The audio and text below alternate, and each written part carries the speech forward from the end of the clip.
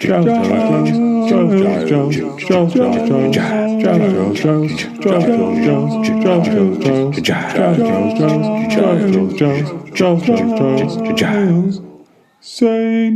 Giles Files. Hello, welcome to this week's episode of the St. Giles Files. It's just me on my own again today, and this week I'm going to talk about the National Covenant. What I'll do is present the National Covenant, our copy of the National Covenant, St. Giles copy, and then I will move into discussion. And as usual, I'll try and look for some more nuanced areas of discussion, although nothing's really nuanced, probably about a 17th century document, but we'll hit and hope. So, our copy of the National Covenant. Well, we call it a copy, but I think that often when I say copy to people, that makes them think that it's not an original. It's an original. There were tons of the National Covenants produced, signed, distributed, loads and loads and loads of them. I think there are 16 major ones still recognised today, but there were loads of them done. So whilst it's called a copy, it is an original. And it's the copy that would have been sent to Linlithgow. I'm going to need to do a little sneaky edit here because I realised that I did not give you a year for it until much later on, which you'll see in a sec, or hear in a sec. It's from 1638. Right, back to me. It was purchased for St. Giles Cathedral by one of the elders and given to St. Giles in 1924 from the Linlithgow-based Dundas family, and it had been in their family since it was sent to Linlithgow originally. So the Dundas family had it since the Covenanting period, and then it was given to St. Giles. So the document itself is written on vellum. That's an animal skin, most likely a sheepskin, and that's one of the reasons it has lasted in its condition today. I'll talk more about that later as I discuss things. So our covenant kind of comes in two halves, as most of them do. There's a top half, which is the content, what the covenanters were trying to get across, and then the second half is all the signatures who signed this particular copy of it. You have to think of a covenant as kind of a petition. So that's what our document looks like. It's currently in a case. The case it was put in the 1920s. Once it was given to St. Giles with two thistles on the top, and that's it. It's quite a big document.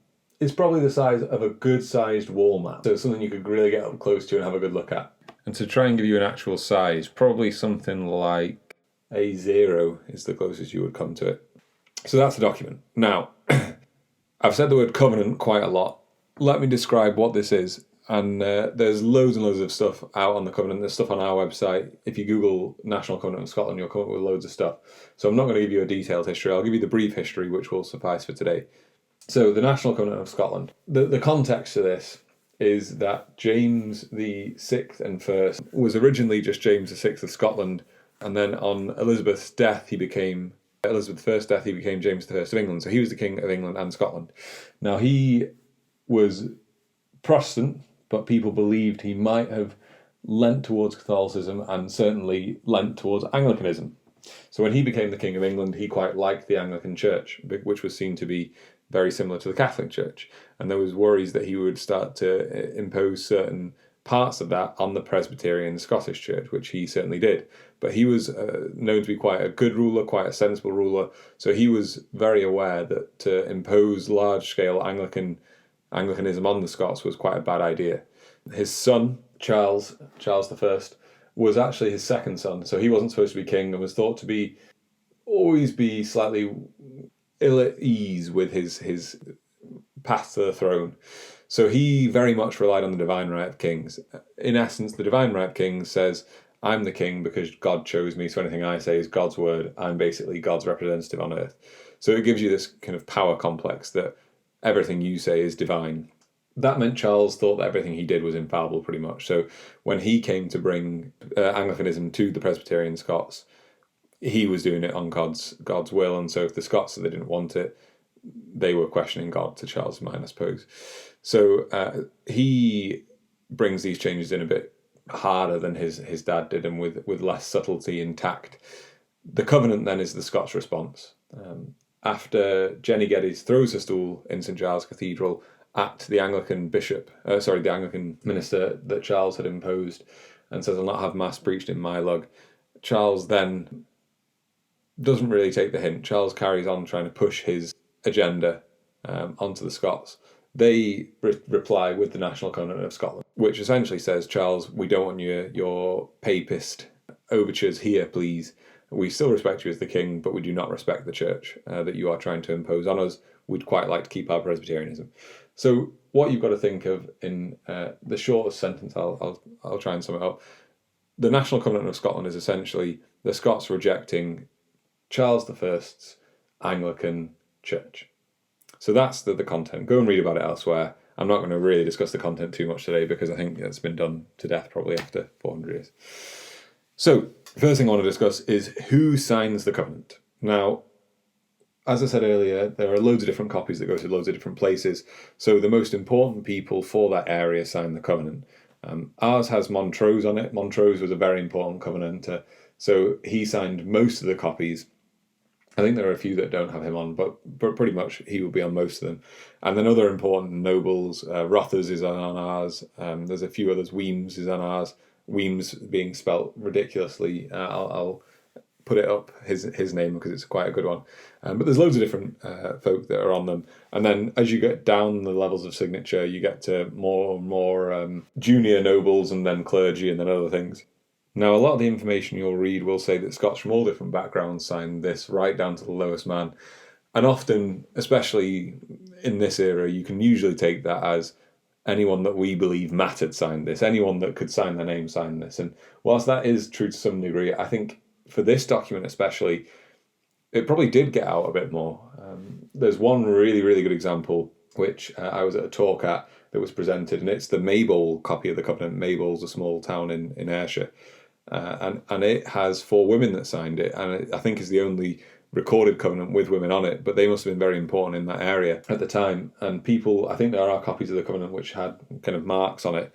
So people, this petition was getting out there, and so did have popular support in a way that we don't see that much in documents, I suppose, especially of that era. So yeah, I think it wasn't just the important figures of the land, and by that I mean the nobles. It was other people who were important in all different manners of towns. The next thing that I wanted to bring up is that all of the copies of the Covenant are handwritten. So even though printing reached Scotland in the 1550s, and this is 1638, I should have said that earlier, it's really quite interesting that they are all handwritten. And there was a printing press in Aberdeen at the time, so you know they could, I suppose, have taken all these covenants up and printed them out and sent them around, but they are all handwritten. Now, whilst I'm talking about handwriting, there is a lot of information out there about these covenants being signed in blood. Now, I'm not buying it. There are a few. I did a bit of Googling, as I can't really get into any libraries at the moment. Covenant sign in blood, that type of thing, and there are a few popular histories and a few different things that romanticize it, of people giving their giving their blood for the cause. But I think the tricky thing with this is that signing in blood is a bit of a metaphorical term. It's something that people would try and say to bring gravity to the situation. You know, you sign this in blood, without actually meaning it. It's one of those medieval things where they say something that's a bit dramatic to give it gravitas. And then I think you've also got to think, anyone who's used a quill knows that they drink ink. So you'll dab a load of ink in, and then, so it's not this heroic act of you slashing your palm with a sabre and then using the small puddle that forms there to sign your name. You probably need to give a fair bit of blood to do it, and I don't think it's really, I don't buy it.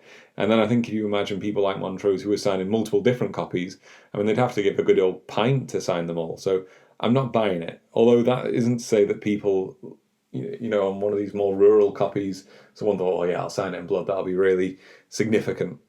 I don't have any proof to say that people didn't sign in blood.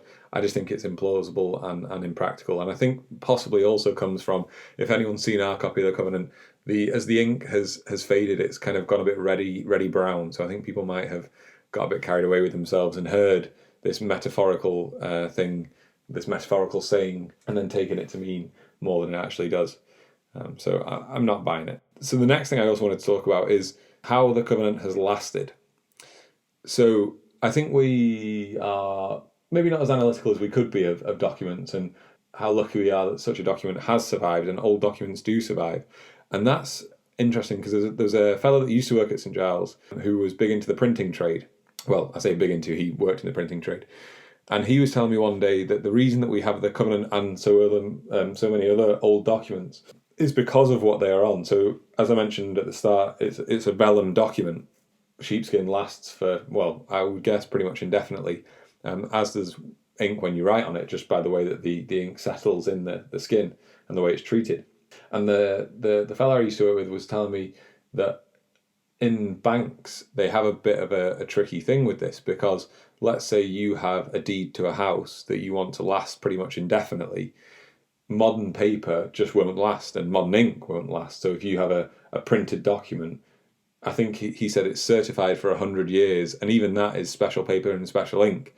So it's quite interesting that we've almost regressed in our documents, that this will last quite happily for 400 years, whereas our current documents on the rubbish paper that we have with the rubbish ink will pretty much be not in good shape after that period of time. So we're fortunate, and I wonder what that means, without getting too much on a digression, for documents of the future. Unless we preserve them well enough now, then our own documents, I mean here, a document of someone writing a petition these days, unless it's put in a nice drawer, and even then it might not last for future generations, because we don't use vellum anymore. So not that I'm advocating we start slaughtering sheep for all of our documents, but it's interesting that, our history might not be preserved quite as well as it has been today. The other thing that I found interesting is that there is so much variation in these documents. There's a famous picture, a painting of the covenants being signed in Greyfriars, and rather inconsiderately they're using a horizontal gravestone as their table, and everyone's gathering around signing these documents, which obviously I think has been is artistic license. But you would have assumed there was some type of standardization, but there just isn't. So our copy is quite a Presbyterian one. It's basically just the text and the signatures. But if you go into the National Museum, and I'll put a link to theirs on the podcast page, theirs has a beautiful painted border and a beautiful capital letter at the start, and it's quite a fancy copy.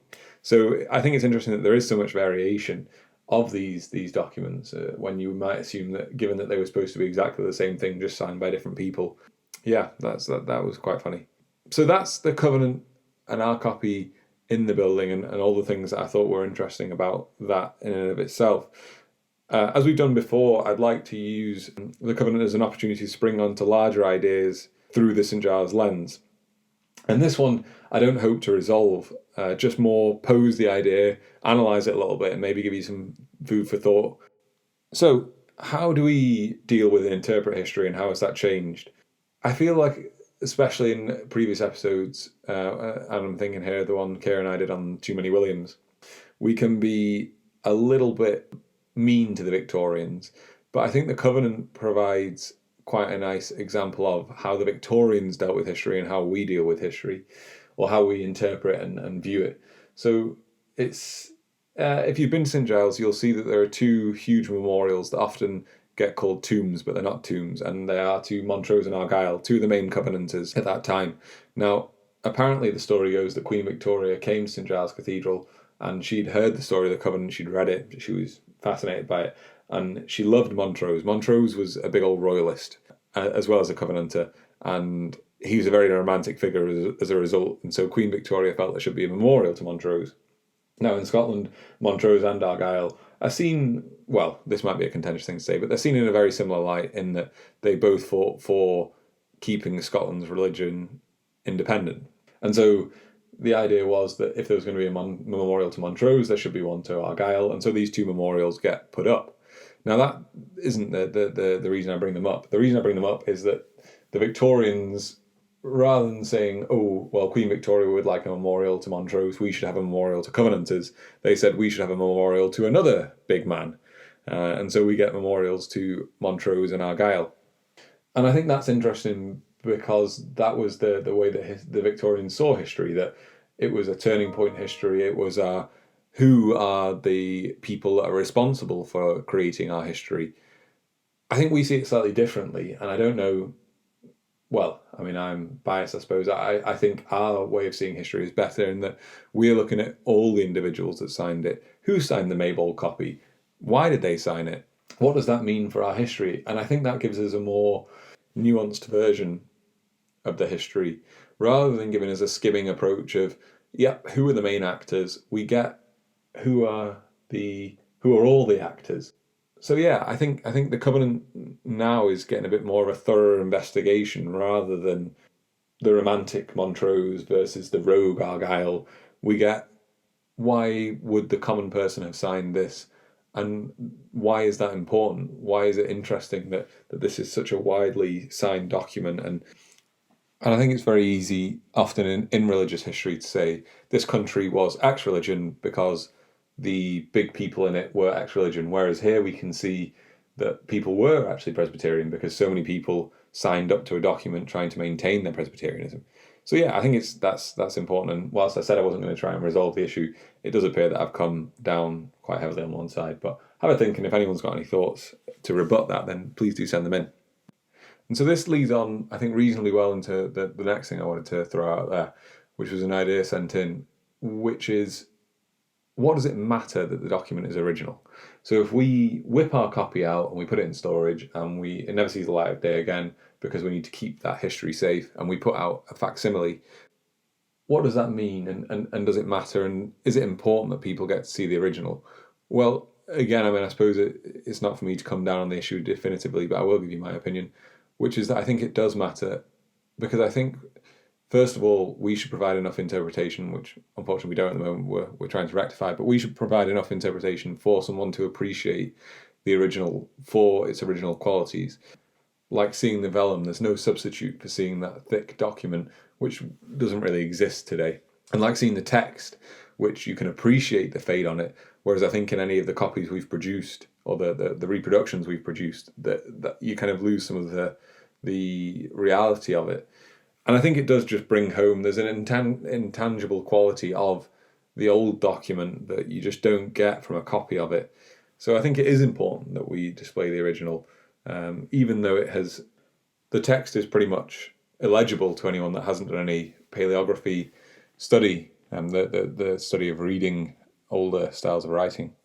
I think you can still just appreciate the fact that it's an old document and there is an intangible quality, I'll say that again, I suppose, an intangible quality that just gives you a sense of history and the importance of that history surrounded with the old text that is there. So yeah, I think it is important that we have the document on display itself, and that we can interact with it without necessarily, maybe even subconsciously, appreciating the importance conveyed by its history. And then leading on from that, I want to discuss why it's important that it's in a building which shares its context, I suppose. So whether it be St Giles or whether it be Greyfriars, which also has a copy of the Covenant, and that's where they were signed, it's important that these buildings have copies of the Covenant there. I think they're, again, somewhat an intangible, but also a very much tangible link. If you go to Greyfriars, if you go to St Giles, the history happened there, so you can read about the things that happened, and then you can see one of the documents that came as a result, whether it be Jenny Geddes throwing a stool in St Giles, and then you read the document which comes as a result of that, or whether it's the case that you read about all the Covenanters in Greyfriars and then you see the copy. I think it brings the immediacy of that history home a bit more. There is certainly an importance to having these documents in museums as well, because they can remove that context and give you a bit more of an objective eye over these documents. But I also do think it is important that they are still available in the context and they're still publicly available, because if we do just lock them all away, then I don't think you interact with the history in the way that we might want to. So yeah, that's the National Covenant. I hope I've talked about a bit more of a off the beaten track, certainly off the beaten track outside of academic study areas of the National Covenant of Scotland.